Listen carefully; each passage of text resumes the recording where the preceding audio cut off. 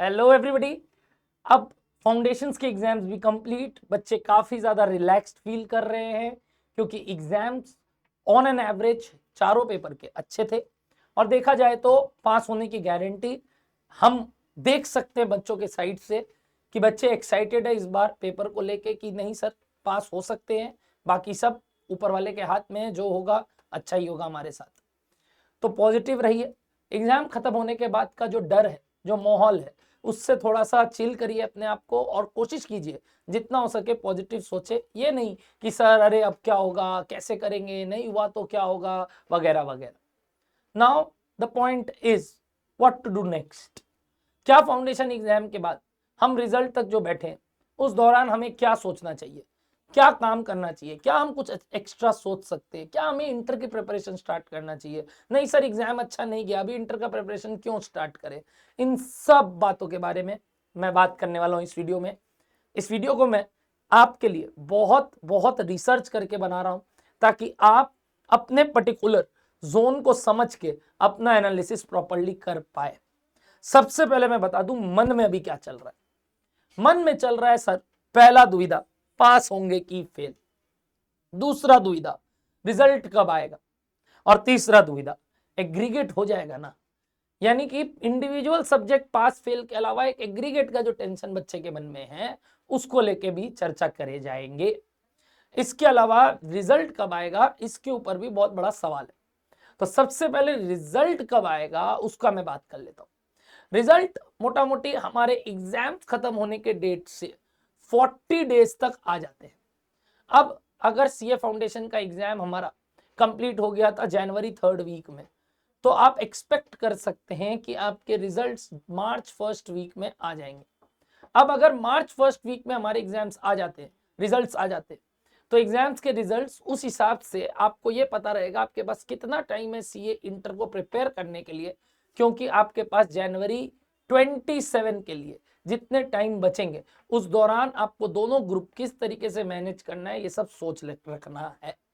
कैसे सोचेंगे ये सब, आइए उनके बारे में बातचीत करते हैं। सबसे पहले let's decode it, which is think about your expectations but not too much. हमेशा अपने बारे में सोचो, अपने ड्रीम्स के बारे में सोचो और जो हुआ उसके बारे में विचार करो, बट उतना ज्यादा उसमें इंडल्ज मत हो कि दिन भर हम यही सोच रहे पास हो फेल हो, जब मिल रहे हम यही बात कर रहे हैं। नहीं, अब हर बार ये बात नहीं करना है। प्लीज थोड़े दिन इस चीज से मूव ऑन कीजिए और कोशिश कीजिए कि अपने एनालिटिकल दिमाग को शार्प करें। कैसे, आइए मैं बताता हूं। सबसे पहले सिनेरियोस जो कि चांस ऑफ पासिंग आपके मन में क्या है। मैं जब इस बारे में बताऊं, मैं चाहूंगा आप मेरे को बताएंगे अपने कमेंट बॉक्स में कि भाई आप कहां अपने आप को फाइंड करते हैं अभी। अकॉर्डिंगली अगर आपको कुछ पर्सनल डाउट अलग से है तो वो कमेंट कीजिए, आपको 100% रिप्लाई मिलेगा 24 आवर्स के अंदर अंदर by none other than Navneet sir. सबसे पहले अगर आप पे लगता है कि आपके पास होने की पॉसिबिलिटी और प्रोबेबिलिटी हाई है, क्योंकि आपका एग्जाम देने के बाद आपके मन में कहीं ना कहीं है कि चांस है सर पास हो जाएंगे, हाई चांस है सर पास हो जाएंगे। ऑन दी अदर हैंड दूसरा सिनेरियो सर कच्चा पक्का जो बोलते हैं 50-50 है, जो एक मन के अंदर की बात बोल रहा हूं और ये एनालिसिस करने के बाद की बात कर रहा हूं। लो है सर हमें लग रहा है नहीं होगा, लग रहा है नहीं होगा, सोचना बहुत गलत है, बट वो प्रैक्टिकल भी है अगर आपको पता है कि आपका एग्जाम आपने टू दी मार्क नहीं दे के आए हैं। जैसे सपोज एक बच्चा मेरे को फोन करके बोलता है सर मैथ्स में मैंने 40 भी अटेम्प्ट नहीं किया, क्या करूं, क्या मैं वापस से मैथ्स पढ़ने बैठ जाऊं, क्या मैं वापस से फाउंडेशन पढ़ने बैठ जाऊं। तो मैं उस बच्चे को नहीं बोल सकता कि तुम मत करो, रिजल्ट का वेट करो। यदि बच्चे ने खुद बोल दिया 40 अटेम्प्ट ही नहीं किया है तो भगवान कंप्यूटर कोई नहीं बचा सकता उसको। तो हमें मालूम है यदि कि उस केस में हमें वापस से एग्जाम देना ही है तो पढ़ाई स्टार्ट करो ना, क्यों इतना सोचना। और जब पता था हमारे कुछ सिचुएशंस थे, सर्कमस्टेंसेस थे जिसमें हमने गलती की है, उसको ठीक करना है तो करेंगे ना, और उसी के बारे में तो बात करना है। सबसे पहले जिनको लग रहा है कि उनके एग्जाम्स क्लियर करने के चांस हाई है, वो तो पहले अपने पूरे इस टाइम को फुलेस्ट एंजॉय कीजिए, रिजल्ट तक मस्ती कीजिए और उस दौरान थोड़ा चीज सीखने का ट्राई कीजिए। जैसे मैं अगर आपकी जगह आज के जनरेशन का होता तो सबसे पहले driving, swimming, AI tools, music और आर्ट में इनमें से किसी में भी अगर मेरे इंटरेस्ट होते या मेरी रिक्वायरमेंट होती, मैं जरूर सीखता। सर हम पहले से सीख रखे हैं, वेरी गुड। नहीं सीख रखे हैं तो कुछ नया फॉर्म ऑफ आर्ट, कुछ नया form of music, dance, AI tools, swimming और ड्राइविंग जैसे कुछ एक्टिविटीज ट्राई कीजिए, सीखने का कोशिश कीजिए, जानने का कोशिश कीजिए। इसके अलावा जब जब टाइम मिले दिन में 1-1.5 घंटा ही सही, आप डिसाइड कीजिए डेमोज देख के कि इंटर में क्या सब्जेक्ट है, क्या क्या कौन कौन पढ़ाते हैं, कितने तरीके से हम सब्जेक्ट्स को पढ़ सकते हैं, क्या तरीके से एक टीचर दूसरे सब्जेक्ट को लिंक करता है, एंड इवन अल्टीमेटली कितने सारे पर्टिकुलर सब्जेक्ट्स है इंटर में, कब क्या स्टार्ट करते हैं, कैसे दोनों ग्रुप की तैयारी हम टाइम टू टाइम कर सकते हैं।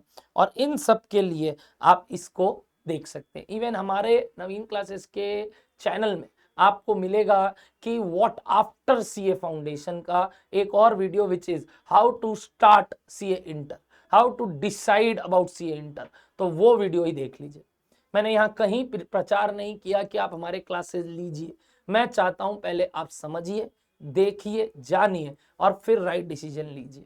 ओके, अब बात करते हैं उनसे जो 50-50 वाली बात पे अटके हुए कि सर हमें श्योर नहीं है एकदम, हम एकदम होता है ना कि ज्यादा परसेंटेज के साथ नहीं बोल सकते, आपको दावा नहीं दे सकते कि हम पास होंगे कि फेल, लेट्स सी वो एग्रीगेट बनता है कि नहीं, चांस है सर बट कच्चा पक्का भी है। तो उनके लिए प्रोसीजर क्या होने चाहिए ये 40 दिन?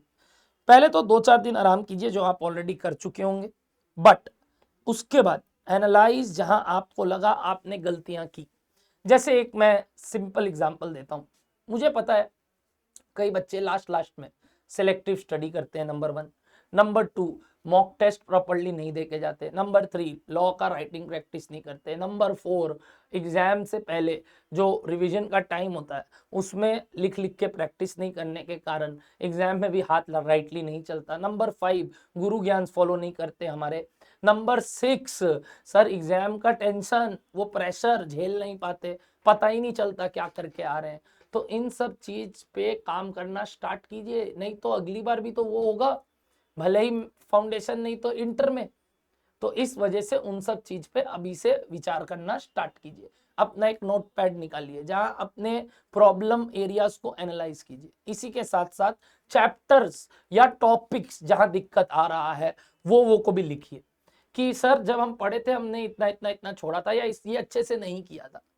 अब वो चैप्टर्स में पढ़ने नहीं बोल रहा हूँ, बट एटलीस्ट वो चैप्टर अगर कहीं ना कहीं इंटर में लिंक्ड है, चाहे वो लॉ हो, चाहे वो मैथ्स हो, चाहे वो अकाउंट्स हो, स्पेसिफिकली इस 3 के बारे में बात करते हैं।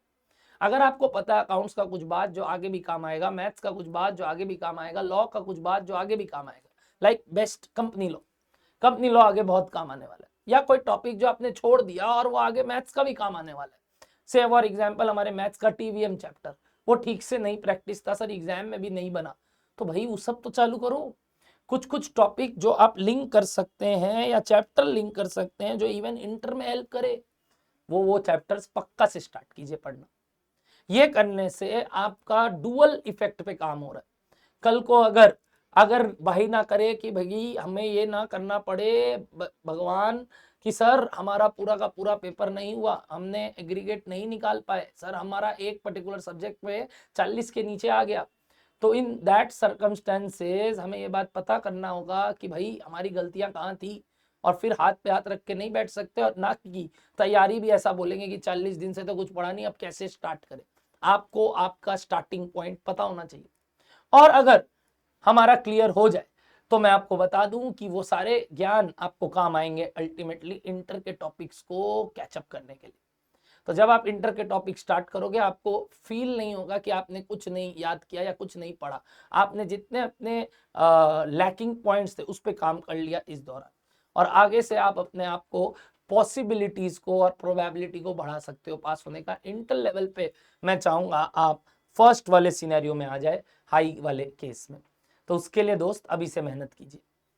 Last but not the least, जिन बच्चों को लग रहा है सर चांस बहुत कम है, हमें नहीं लगता हमारा क्लियर होगा, और इनडायरेक्टली हमें इस चीज का एहसास है कि हमने बहुत सारी गलतियां की है, तो दोस्त देखो बेकार के होप्स भी रखना बहुत गलत है कि देखते ना हो जाएगा। 40 दिन मस्ती करते हैं, कहीं घूमने निकल पड़ते हैं, बिल्कुल नहीं, बिल्कुल नहीं। आप भी पहले रेस्ट लीजिए, 2-3 दिन आराम कीजिए, मत सोचिए ज़्यादा, बट उसके बाद अपना प्रिपरेशन स्टार्ट कीजिए, एक रूटीन बनाइए। जो गलती आपने किया, गाइडेंस लीजिए कोई पर्टिकुलर पीपल का, और अपने मिस्टेक्स को जो तुमने पिछली बार किया, चाहे वो कवरेज कम चाहे मॉक्स कम, उनको लिखिए। जैसे ही लिखोगे आप प्रिपरेशन रोकोगे नहीं, आप अपनी प्रिपरेशन स्टार्ट कर दोगे। और मैं आपको बता दूं, अगर हो जाता है ना और फिर भी आप प्रिपरेशन कर रहे थे, तो ये प्रिपरेशन वेस्ट नहीं है। ये प्रिपरेशन आपको ये बात सिखाती है कि आप कैसे चैलेंजेस को झेलते हो। आप ऑप्टिमिस्टिक रह सकते हो, पर्सिमिस्टिक रह सकते हो, बट कम से कम एग्जाम देने से पहले, एग्जाम देने के बाद इतने ऑप्टिमिस्टिक होना, जबकि आपको मालूम है आपके एग्जाम्स खराब गए हैं, तो बहुत रॉन्ग है। आपको अपने मन में ये बात ठाननी होगी कि रिजल्ट्स हमारे पेपर दिए गए पे निर्भर करते हैं, और अगर हमने पेपर अच्छे से नहीं लगाए हैं, हमने कहीं ना कहीं या सारे पेपर्स में कुछ ना कुछ गड़बड़ करके आए हैं, तो हम पहले वो तो ठीक कर ले। हमने चैप्टर्स कम पढ़ा तो वो तो ठीक कर ले। अरे बाबू 40 दिन उसी में बीत जाएगा, आप 8-7 घंटा वापस पढ़ना स्टार्ट तो करो, बट ना करना एकदम गलत है। आप अभी कोई करिकुलर एक्टिविटीज में नहीं घुसेंगे, आप पहले इसको सुधारेंगे, जबकि पहले वाले लोग को करिकुलर एक्टिविटीज में घुस चुके होंगे। सर ये तो गलत है, वो पहले कर लेंगे हम बाद में, तो बाबू वो पहले से पढ़ रखे थे, उनको लग रहा है वो क्लियर कर जाएंगे। अब आप पहले अपने आप को उतना काबिल तो बना लो कि फिर आप अगले बार बोलना ना, अब हम पूरा बुलंदी के साथ करेंगे। और अगर क्लियर हो जाए तो मैं बता दूं, ओवर कॉन्फिडेंट मत होइएगा। इस चैलेंज को इस तरीके से लीजिएगा कि ये भगवान का प्रसाद है। हमें लग रहा था हमारा नहीं होगा, भगवान ने हमें पास करवा दिया, हमारे गॉड ने, हमारे पर्टिकुलर मेंटोर के आशीर्वाद से हम पास हो गए, हमारे पेरेंट्स के आशीर्वाद से हम पास हो गए। उसको अपना गिफ्ट मानना, ना कि ऐसे बोलना। अगली बार मैं देखता हूँ बच्चे बोलते हैं अरे मैं तो कम ही पढ़ा था, पता नहीं मेरा कैसे हो गया।